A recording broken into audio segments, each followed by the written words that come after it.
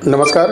15 जुलाई 2026 को Delhi high court के अंदर जिन 9 कंपनियों का जांच कई वर्षों से चल रहा है, जिसकी रिपोर्ट एक समय ऐसा कहा गया था कि 90 डेज के अंदर देनी है, लेकिन वो मामला कई वर्षों से चल रहा है कोर्ट के अंदर और उसके डेट को लगातार उल जुलूल फिजूल तरीके से एक्सटेंड किया जा रहा है। अंततः 15 जुलाई 2026 को सुनवाई होनी थी।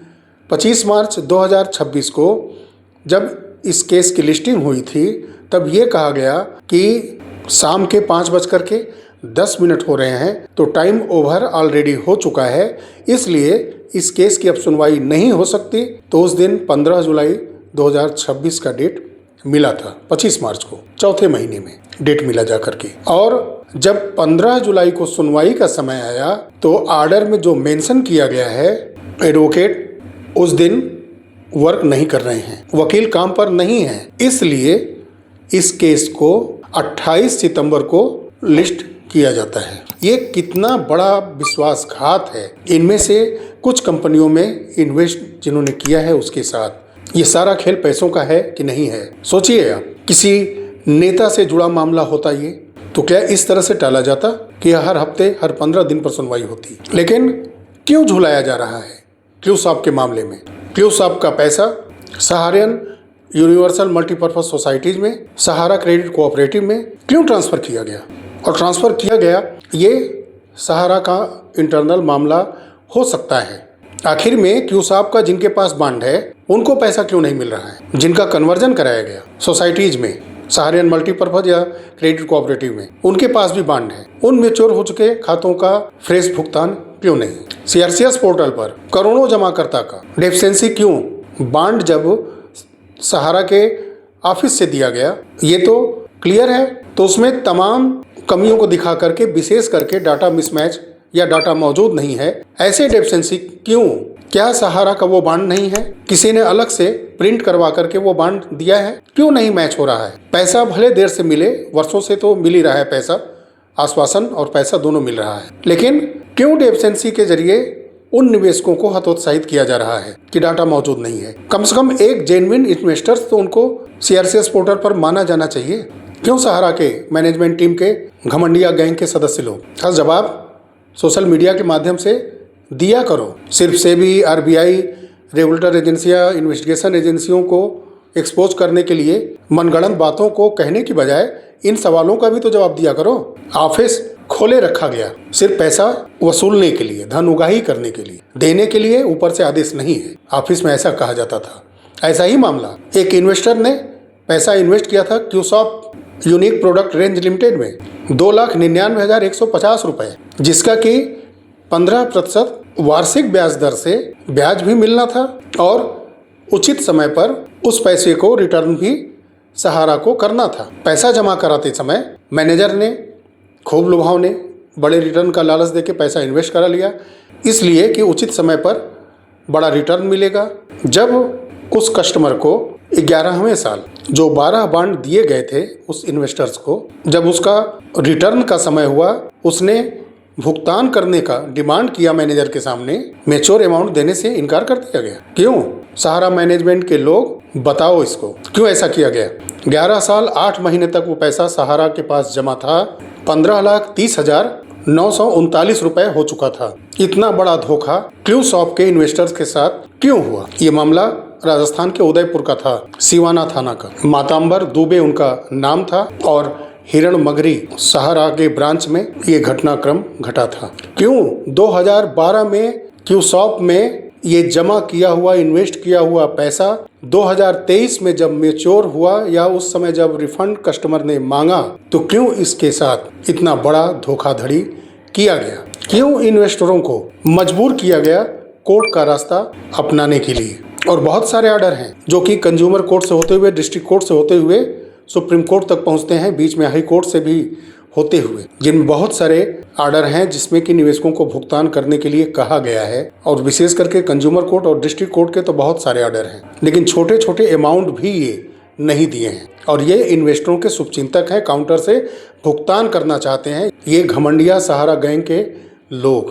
काश ये घमंड के पायदान से थोड़ा नीचे अपने मिजाज को रखते और गर्व महसूस करते, क्योंकि घमंड लोगों से दूर करता है, अपने से सबको नीचा दिखाता है।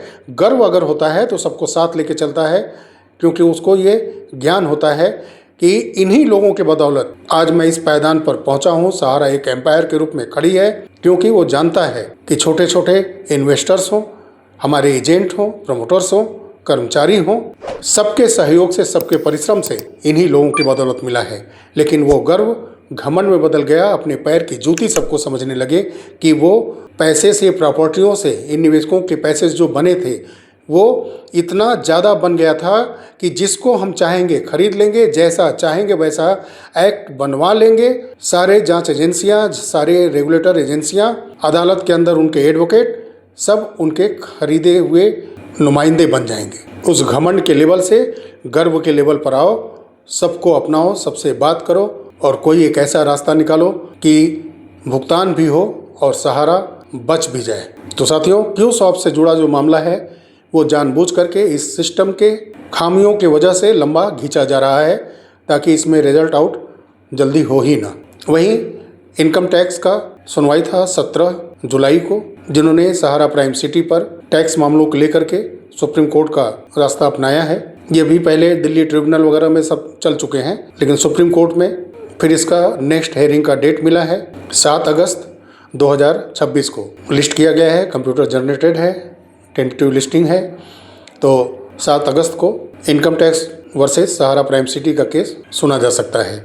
वहीं Sahara credit cooperative society income tax के अगेंस्ट में सुप्रीम कोर्ट पहुंची है। स्पेशल पिटीशन केस है ये, और इसके सुनवाई का नेक्स्ट डेट जो आया है 31 जुलाई 2026 है। तो पिछली सुनवाइयां जो कई महीने पहले हुई थी, उसके बाद ये टेंटेटिव लिस्टिंग हो रही है, नेक्स्ट हेयरिंग डेट आ रही है।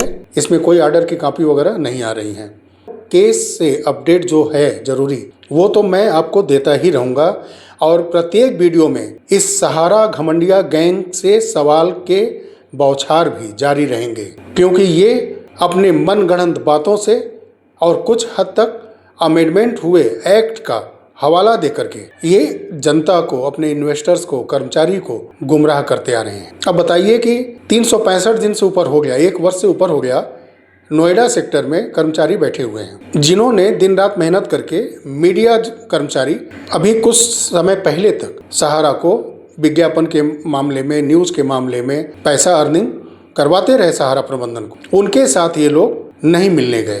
प्रशासन को पैसों के बल पर डराने धमकाने के लिए कई बार वहाँ भेजा, लेकिन वो धूप में, ठंडी में, बरसात में डटे रहे, क्योंकि 1 वर्ष हो गया तो तीनों सीजन में वो डटे रहे। तो सवाल सहारा के मैनेजमेंट घमंडिया गैंग से हमेशा मैं पूछता रहूँगा, और वो जवाब देना शुरू करें। इन्वेस्टर्स कर्मचारियों को घुमाना बंद करें, क्योंकि 1998 से लेकर के 2026 के बीच में कहीं भी वो जहाँ फाइनल हेयरिंग हुई है, फाइनल जजमेंट आया है, उनको कभी भी रिलीफ नहीं मिला है।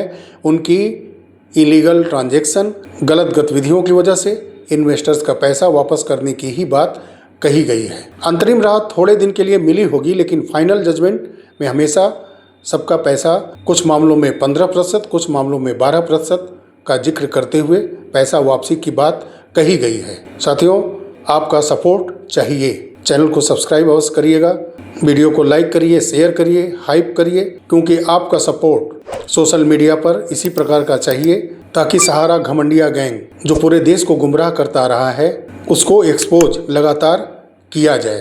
क्योंकि यही समय है और सही समय है, क्योंकि रेगुलर सुप्रीम कोर्ट के अंदर अब सुनवाई होनी है। तो ऐसी जन जागरूकता फैला दी जाए कि कोई भी सिंपैथी सहारा घमंडिया गैंग के साथ न जताए, अपने हक के पैसे को खुल करके मांगना शुरू करें। जितने भी लोग इन घमंडिया गैंग के ग्रुप के साथ जुड़े हैं, वो अपने पैसों का डिमांड करना शुरू करें कि क्या तरीका अपनाने जा रहे हैं हमारे पैसे वापसी को लेकर के। अगर आपने हमारा पैसा रोका है तो क्यों रोका है, किस आदेश के तहत रोका है, आप बताएं। अपने हक का पैसा मांगना शुरू करिए, नहीं तो ये ऐसे ही झूठा आश्वासन, इधर उधर की बातें, अपनी गलतियों का ठीकरा जांच एजेंसियों पर, रेगुलेटर एजेंसियों पर फोड़ते रहेंगे, और टाइम पास करके आपका पैसा हड़प चुके हैं उसको पूरा कानूनी रूप देते हुए उस पैसे को हड़प जाएंगे, क्योंकि काफ़ी लोग ये कहते नज़र आ रहे हैं सोशल मीडिया पर कि सहारा ने अपने सभी अकाउंट का भुगतान कर दिया है, बस कुछ पैसा देना बाकी है। तो जागिए सहारा के इन्वेस्टर्स, कर्मचारी, और अपनी आंखें खोलिए। चलिए साथियों, मिलते हैं बहुत जल्द अगले वीडियो में। तब तक के लिए नमस्कार, जय हिंद, जय भारत, वंदे मातरम।